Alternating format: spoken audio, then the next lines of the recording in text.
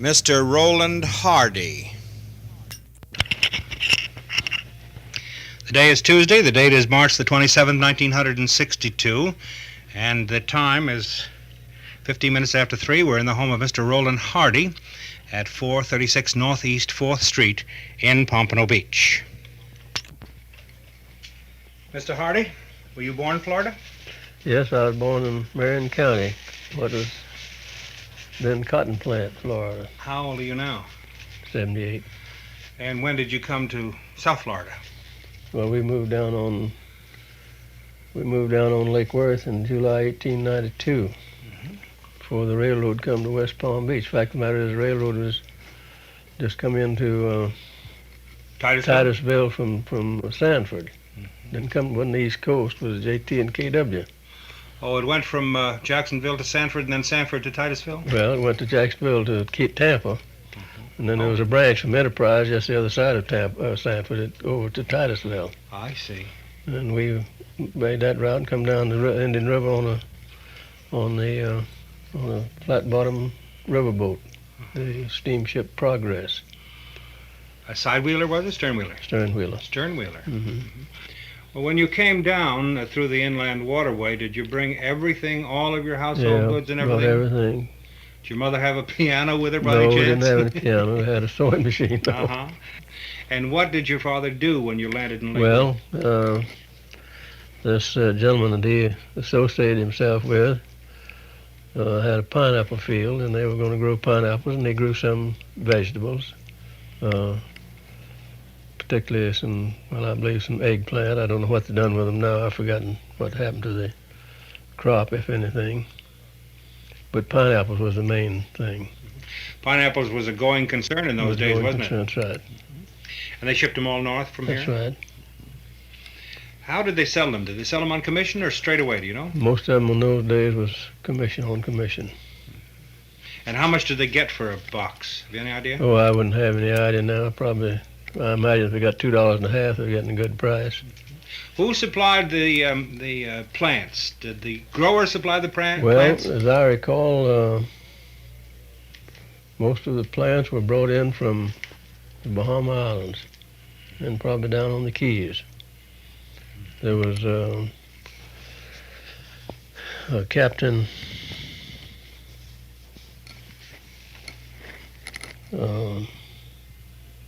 Hendrickson? No, Smith. Come into Lake Worth with a little schooner named Julia Francis, who had brought his family down there, and they lived on the lake for several years, for a period of time, and then they moved down to Cape Sable, where he was involved in a shooting incident with one of the Bradley boys that lived at Lantana. Cape Sable was kind of a desolate area in those days, wasn't it? Mm-hmm. Still is, matter of fact. Well, of course, the big thing down there then was burning charcoal from buttonwood and selling it in Key West. Mm-hmm. Mm-hmm. And I guess they hauled some water over there, too. Mm-hmm. How big a town, how big an area was Lake Worth when your family came here?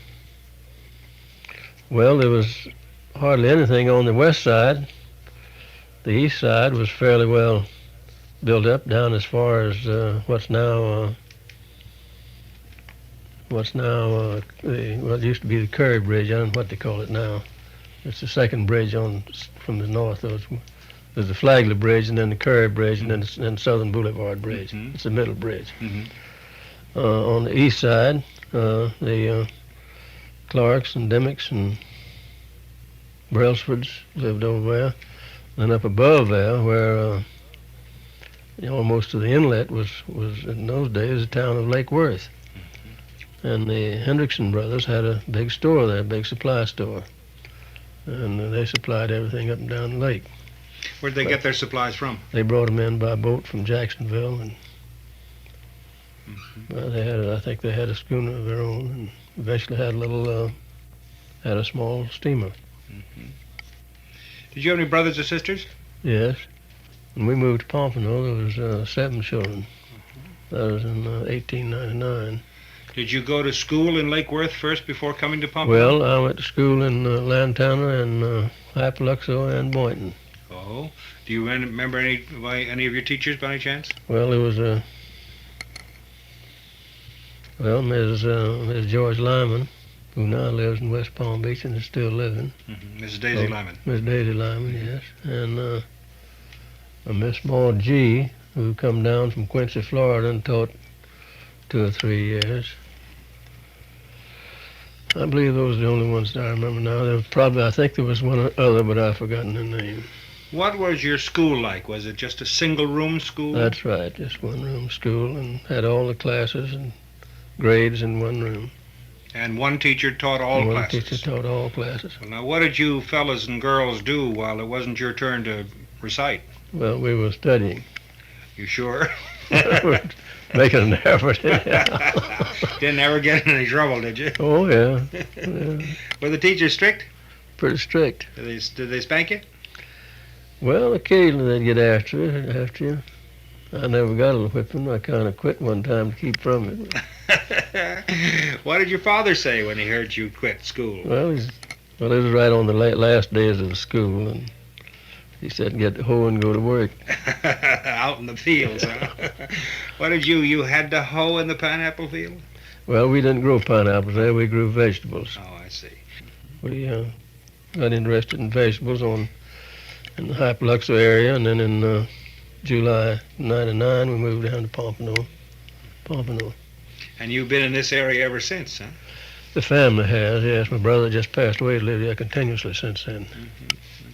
What was the Pompano area like when you came here? Well, it was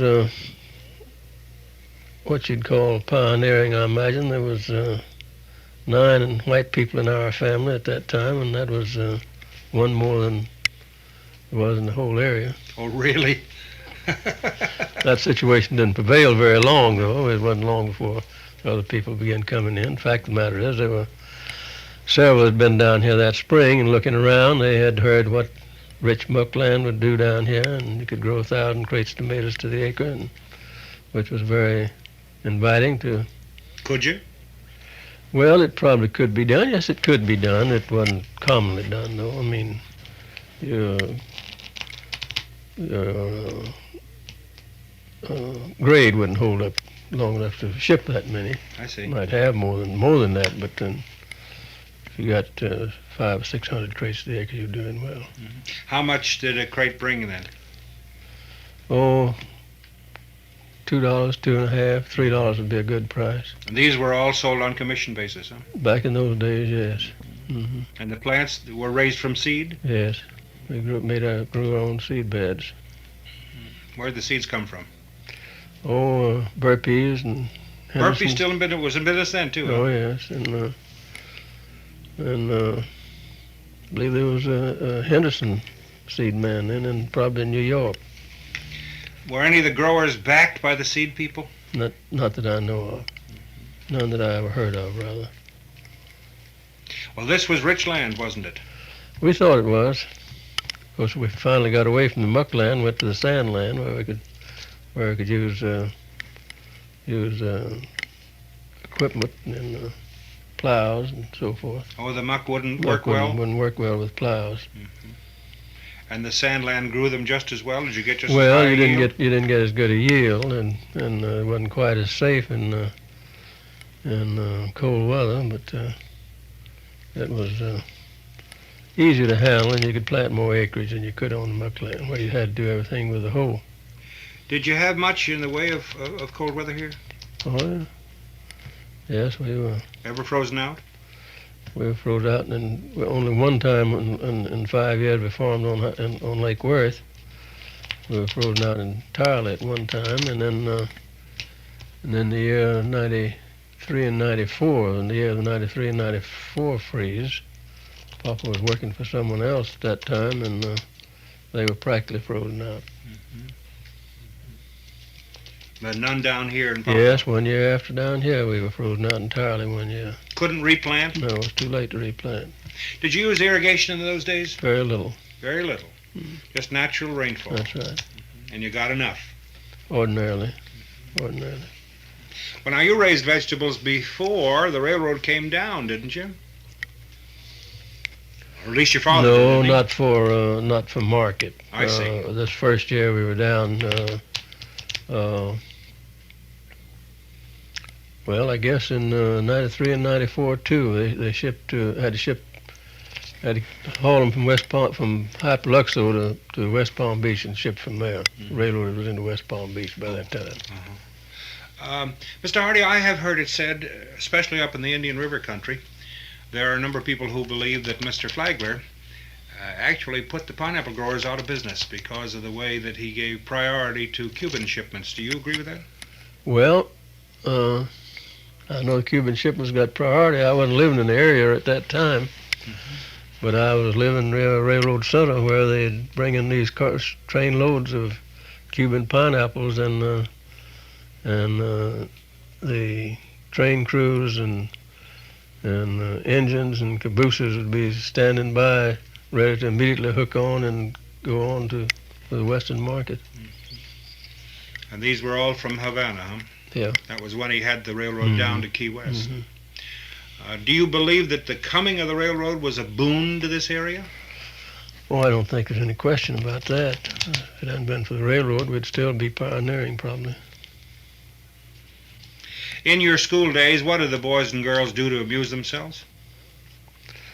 Well, I'll tell you the truth. While we were at school, we were pretty busy all the time. Wasn't much. Of course, occasionally we'd have a 15-minute recess, something like that. But by the time you got a drink of water and stirred around a little, it's time to go back to the room.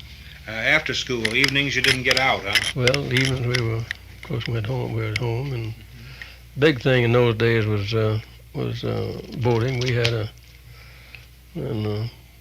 row across the lake and back, wade in the lake or swim in the lake, things of that kind. Fishing? Did you fish? Some. Do any hunting here? Very little. I never done much hunting of any kind. Very little. Some, but not much. What kind of clothes did boys wear? Did they wear overalls and things of that kind, or did their mothers make clothes for them? Well, most of them were clothes made by the mothers. Pants and shirts too. Corduroys and such like? Corduroys and different types of jeans. Did you have hurricanes in those days? Yes, we had one when we lived on Lake Worth, and I guess in the fall of '93, and then we had one in Pompano in the fall of 1903. Did you get any warnings of them? No warnings at all. Just know that the wind was blowing and time to batten down and get inside. Did the Indians have any secret way of telling when a hurricane was coming? Not that I know of.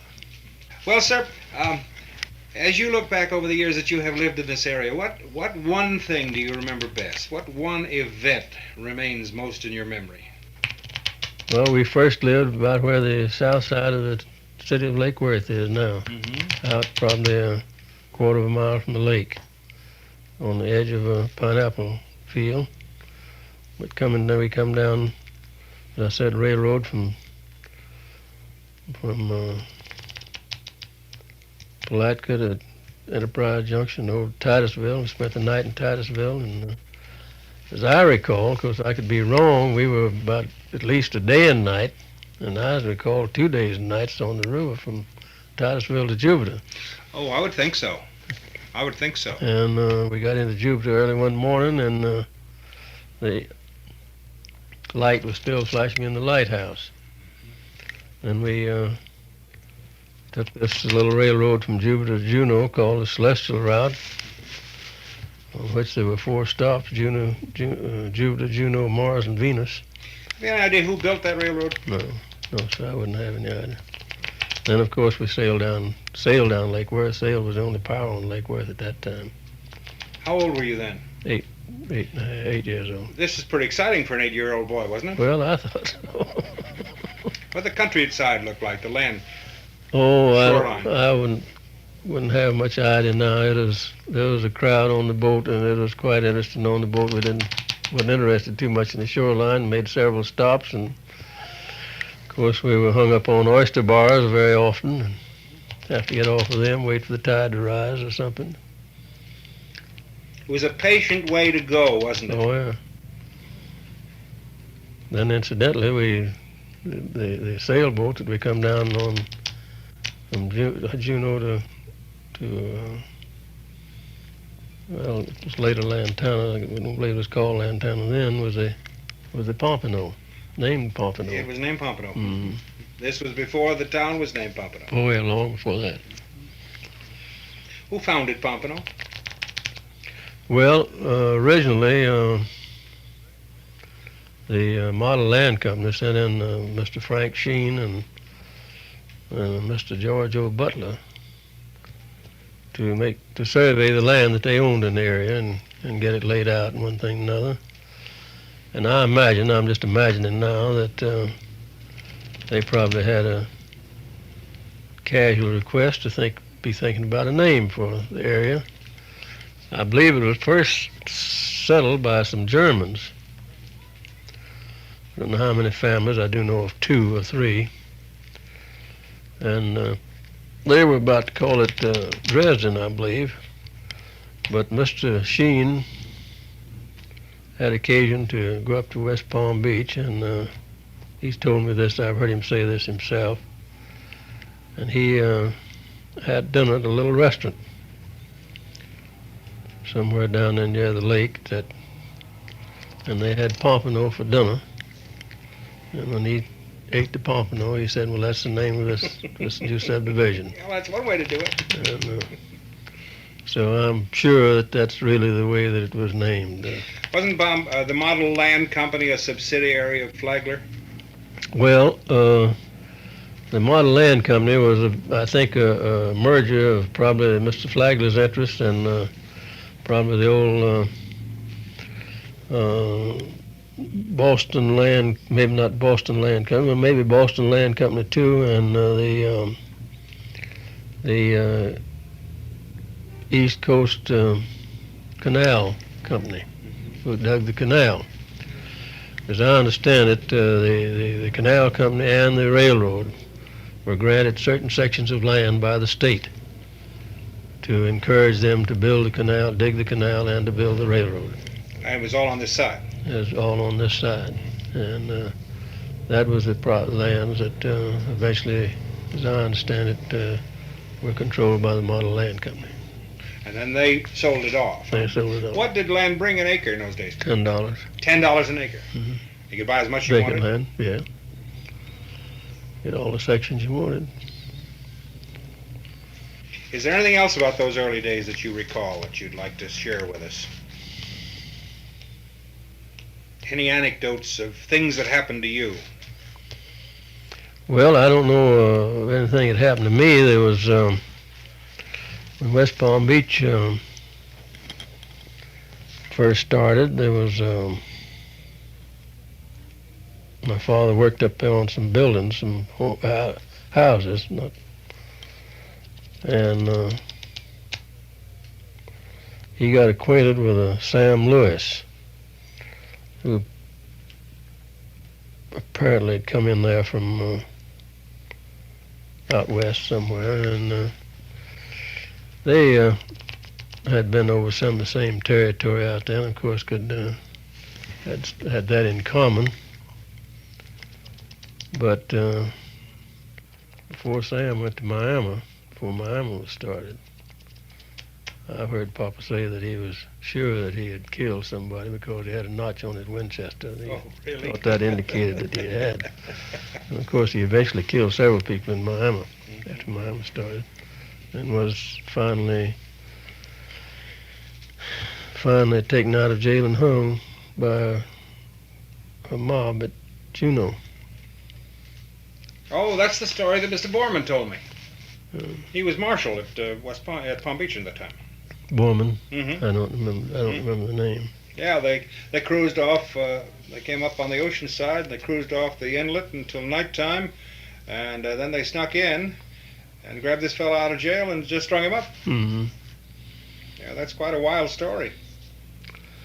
Yeah, I think that trip he made to Bimini and back was.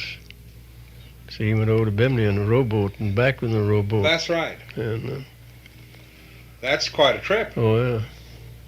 In a rowboat. Well, Mr. Hardy, I'm grateful to you for talking to me, and thank you very much. You have been very interesting. In spite of the fact you didn't think you'd remember anything, when you got going, you remembered a good deal, didn't you?